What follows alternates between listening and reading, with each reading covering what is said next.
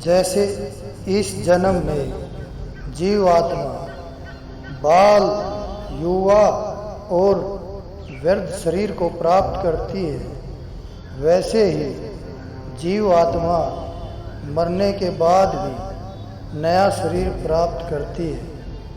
इसलिए वीर पुरुष को मृत्यु से घबराना नहीं चाहिए।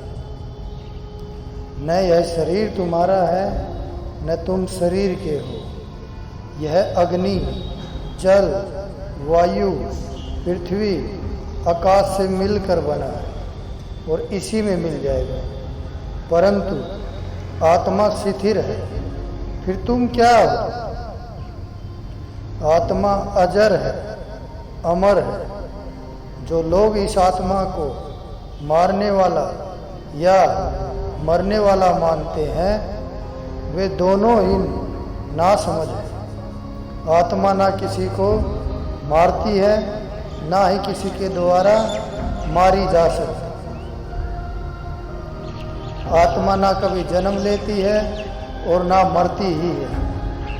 शरीर का नाश होने पर भी इसका नाश नहीं होता। तुम अपने आप को भगवान को अर्पित करो, यही सबसे उत्तम सहारा है। जो इसके सहारे को जानता है, वह भय, चिंता, शोक से सर्वदा मुक्त रहता है।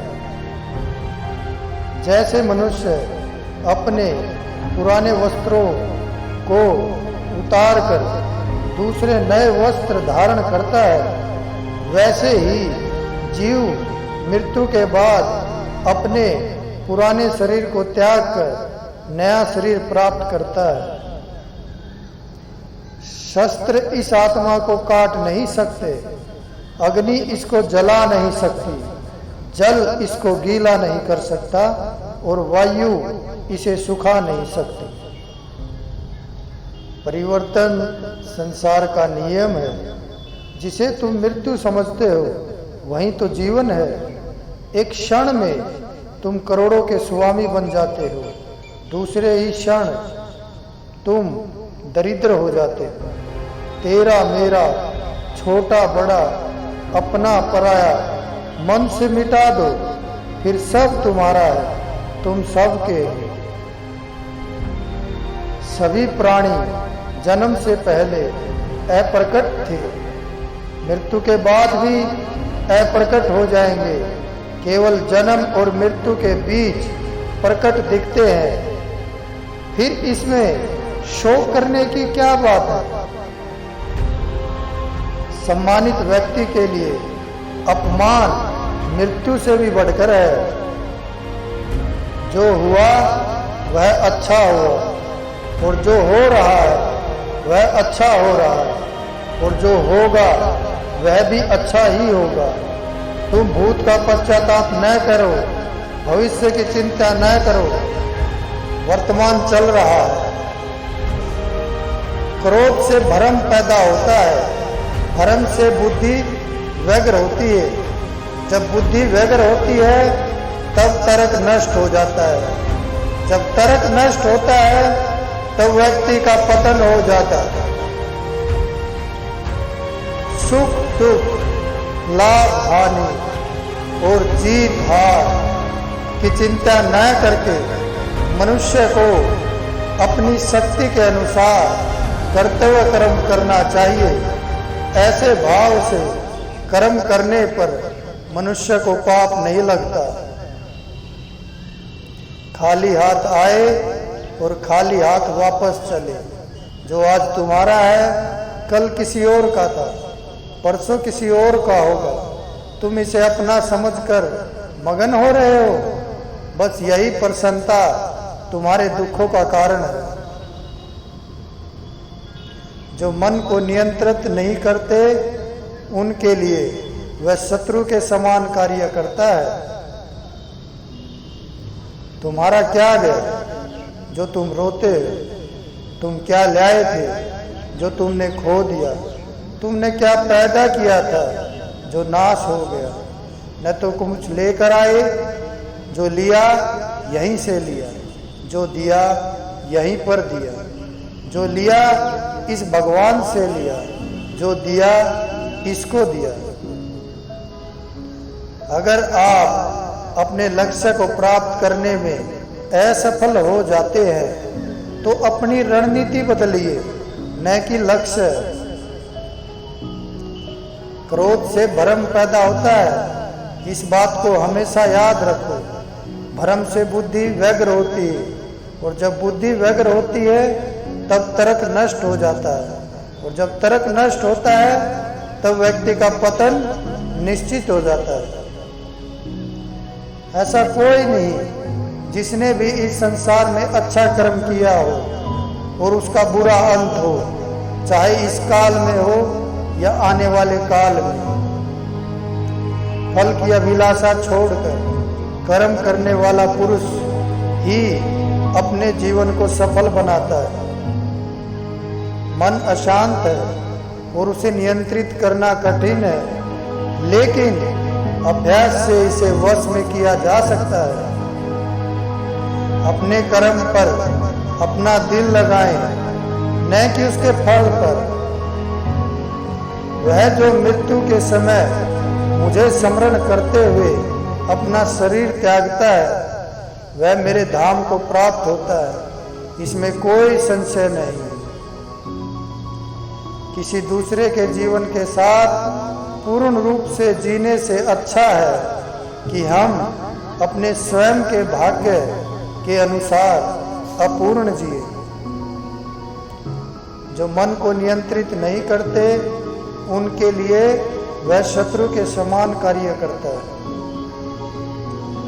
एक उपहार तभी अच्छा और पवित्र लगता है जब वह दिल से किसी सही व्यक्ति को सही समय और सही जगह पर दिया जाए, और जब उपहार देने वाले व्यक्ति का दिल उस उपहार के बदले कुछ पाने की उम्मीद न रखता हो। आत्मा ज्ञान की तलवार से काटकर अपने हृदय से अज्ञान के संदेह को अलग कर दो। अनुशासित रहो, उठो। मनुष्य अपने विश्वास से निर्मित होता है, जैसा वो विश्वास करता है वैसा वो बन जाता है। जब कोई भी किसी भी देवता की पूजा विश्वास के साथ करने की इच्छा रखता है, मैं उसका विश्वास उसी देवता में दृढ़ कर देता हूँ। नरक के 3 द्वार है: वासना, क्रोध, लालच। लोग आपके अपमान के बारे में हमेशा बात करेंगे। सम्मानित व्यक्ति के लिए अपमान मृत्यु से भी बदतर है। हम जो देखते हैं वो हम हैं, और हम जो हैं हम उसी वस्तु को निहारते हैं। इसलिए जीवन में हमेशा अच्छी और सकारात्मक चीज़ों को देखें और सोचें। केवल मन ही किसी का मित्र और शत्रु होता है। जो चीज़ हमारे हाथ में नहीं है उसके विषय में चिंता करके कोई फायदा नहीं। हे अर्जुन, जब जब संसार में धर्म की हानि और अधर्म की वृद्धि होती है, तब तब अच्छे लोगों की रक्षा, दुष्टों का संहार, धर्म की स्थापना करने के लिए मैं हर युग में अवतरित होता हूँ। श्रेष्ठ मनुष्य जैसा आचरण करता है, दूसरे लोग भी वैसा ही आचरण करते हैं। वह जो प्रमाण देता है, जन समुदाय उसी का अनुसरण करता है। दुख से जिसका मन परेशान नहीं होता, सुख की जिसको आकांक्षा नहीं होती, तथा जिसके मन में राग, भय और क्रोध नष्ट हो गए हैं, ऐसा मुनि आत्मज्ञानी कहलाता है। जो ज्ञान और कर्म को एक रूप में देखता है, वह सही मायने में देखता है। हर व्यक्ति का विश्वास उसकी प्राकृतिक के अनुसार होता है। हे अर्जुन, हम दोनों ने कई जन्म लिए हैं, मुझे याद है, लेकिन तुम्हें नहीं। मन की गतिविधियाँ होश, श्वास और भावनाओं के माध्यम से भगवान की शक्ति सदा तुम्हारे साथ है और लगातार तुम्हें बस एक साधन की तरह प्रयोग करके सभी कार्य कर रही है। जो हमेशा मेरा स्मरण या एक चित्त मन से मेरा पूजन करते हैं, मैं व्यक्तिगत रूप से उनका कल्याण का उत्तरदायी लेता हूँ। कर्म योग्य वास्तव में एक परम रहस्य है। इंद्रियों की दुनिया में कल्पना सुखों की शुरुआत है और अंत भी, जो दुख को जन्म देता है। बुद्धिमान व्यक्ति को समाज कल्याण के लिए बिना आसक्ति के काम करना चाहिए। जो व्यक्ति आध्यात्मिक जागरूकता के शिखर तक पहुंच चुके हैं, उनका मार्ग है निस्वार्थ कर्म। जो भगवान के साथ संयोजित हो चुके हैं, उनका मार्ग है शिखरता और शांति। यद्यपि मैं इस तंत्र का रचयिता हूँ, लेकिन सभी को यह ज्ञात होना चाहिए कि मैं कुछ नहीं करता और मैं अनंत हूँ। जब वे अपने कार्य में आनंद खोज लेते हैं, तब वे पूर्णता प्राप्त करते हैं। वह जो सभी इच्छाएं त्याग देता है, मैं और मेरा की लालसा और भावना से मुक्त हो जाता है, उसे शांति प्राप्ति होती है। मेरे लिए ना कोई घृणित है ना प्रिय, किंतु जो व्यक्ति भक्ति के साथ मेरी पूजा करते हैं, वो मेरे साथ और मैं भी उनके साथ। जो इस लोक में अपने काम की सफलता की कामना रखते हैं, वे देवताओं का पूजन करें।